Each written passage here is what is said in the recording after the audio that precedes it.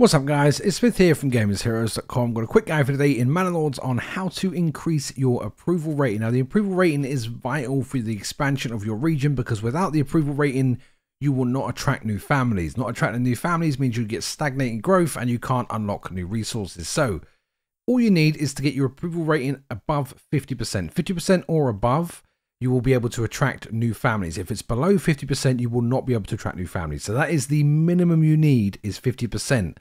The higher you go, the quicker they attract. So if I was to build a house right now, I've got 78 houses, I'm pretty sure I would fill it almost instantly. Sort of above the 75% mark is really good, 90 to 100, fantastic.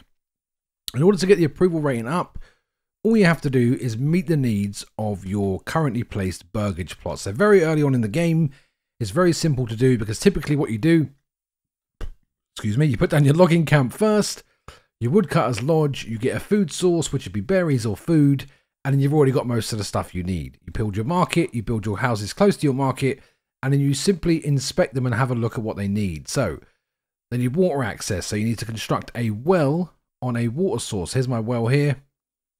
I always lose the well, there it is. So you put a well down anywhere you can find one of these blue underwater streams. Bang, that's the first thing done. Next up, you need tavern supply. This is for a high level one, so I'm not going to go into this right now, but basically you build a tavern. This is not a requirement of a level 2 upgrade. So the church level is required, so all you have to do for that one is to build a church. It is inside the residential section here. Again, all those resources are relatively easy to get. If you don't have stone in your area, you can just import it at the trading post. And the next level up, all you have to do is upgrade the church. So that's not a hard one either. And then you have the fuel, food, and clothing store supply. So this is different depending on the level of property you want. So for the clothing store supply level 1, you need linen, leather, or yarn. Just one in a high quantity is enough. And then it gets a bit more advanced as you go through. So to begin with, when you're just starting out, you've only got to focus on this level 1 stuff. So you just need to make sure you've got a woodcutter's lodge with at least 1 or 2 people on it. They will make firewood, bring it to the market. People will go to the market to buy firewood. As long as the house is close enough to the market, they will benefit from that supply. Pop a forester's hut down with the woodcutter's lodge, as long as you've got a couple of people on there.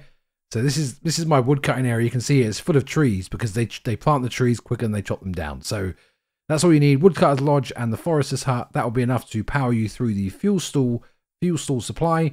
The food stall supply, a little bit more complicated. You need 2 types of food. The best thing to do for here is to upgrade your burgage plots. When you put your burgage plot down, make sure you build it big enough to have an upgrade slot, which is what these little icons here on the back are, this hammer and roof icon. That means that once it's built, you can build an extension on it. The extension you want to build is chicken coops first. So you get 3 or 4 chicken coops down at least. I like to have 5 or 6 for a bigger town, but they just give you infinite eggs. So they're perfectly fine. Then typically you've got a food resource nearby. You will have either berries or animals to hunt. If you don't, you can also put down vegetable gardens. They're the same as chicken coops. They just need a bigger space in order to grow. So you can see here, these are about 2 or 3 times the length of these ones. That will then solve the food requirement. And then the clothing one is linen, leather, or yarn. Now, if you've got a hunting spot, you can simply make a tanning station, like this one here, and it will turn your hides into leather. Once the leather's on the market, because they only need one item to begin with, they will get the clothing store supply level 1 requirement. If you don't have any animals to hunt, you can instead build a pasture, import sheep via the livestock trading post, get the sheep farm to shear the sheep into wool, and then use the weaver workshop to make the wool into yarn, and that will then act as the clothing requirement down here. So that's all the level 1 stuff. Once you've got that, the rest of it's just adding more of the same things, other than the tavern, which is you build a tavern.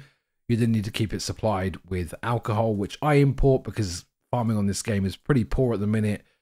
So you just have to import either the barley and make it yourself or the ale itself.